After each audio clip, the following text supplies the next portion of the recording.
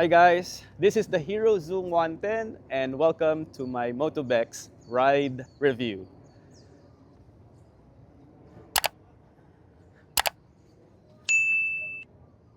Alam niyo ba guys, ang Hero ay made in India and 1980s nagsimula siya as Hero Honda.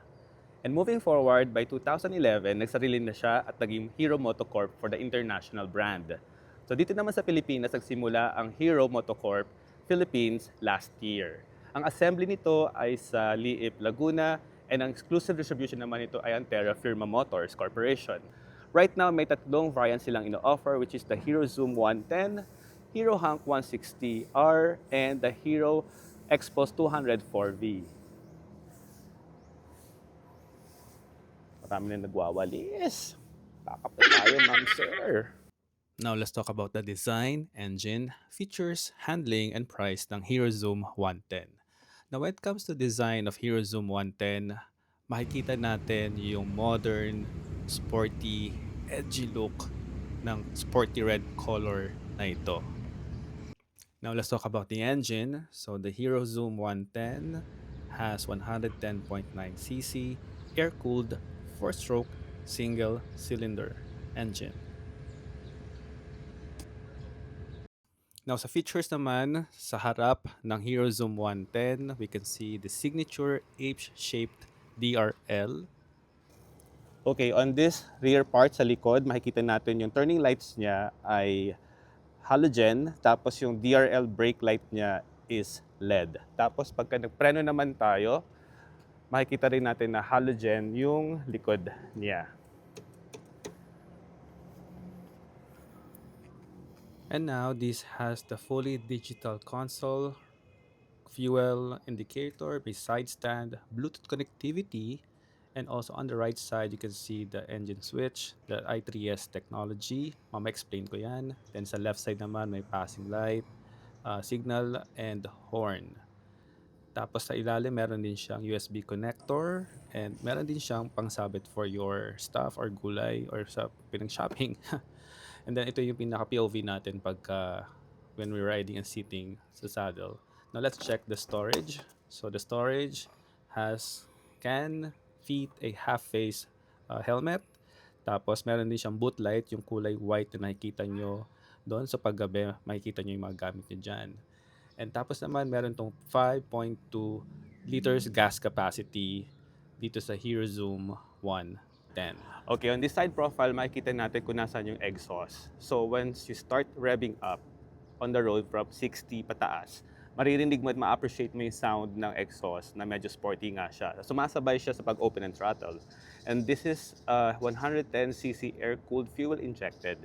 When it comes to tires naman, meron siyang 12 inches MRF tubeless tires with front Vibri brake caliper. Tapos ano na siya, combi brake siya. So meron siyang disc brake and drum brake sa likod.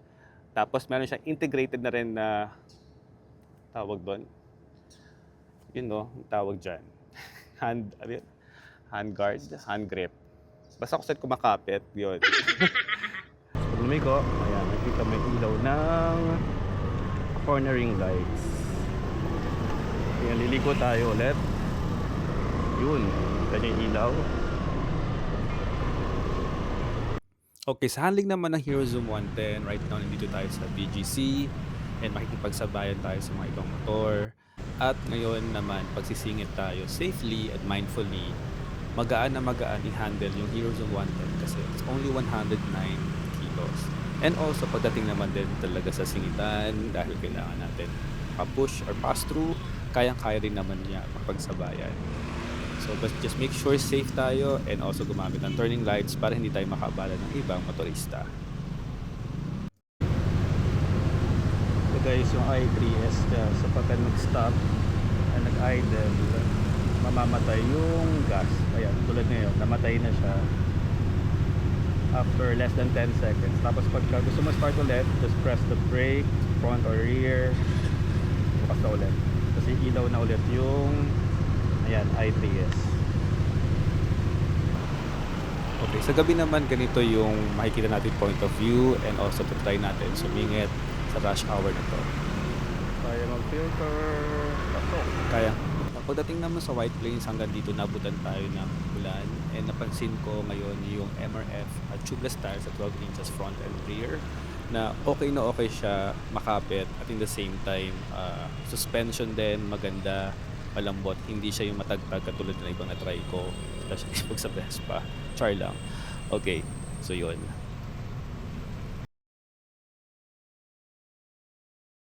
Price of this is 69,900 pesos. Para lang siya 192 pesos per day in 365 days. Thank you for watching on my Motobex ride review. Again, this is the Hero Zoom 110.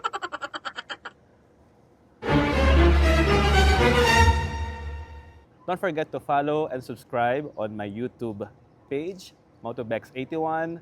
Please comment and subscribe or ano pang gusto nyo pwedeng i-review natin na scooter or big bike.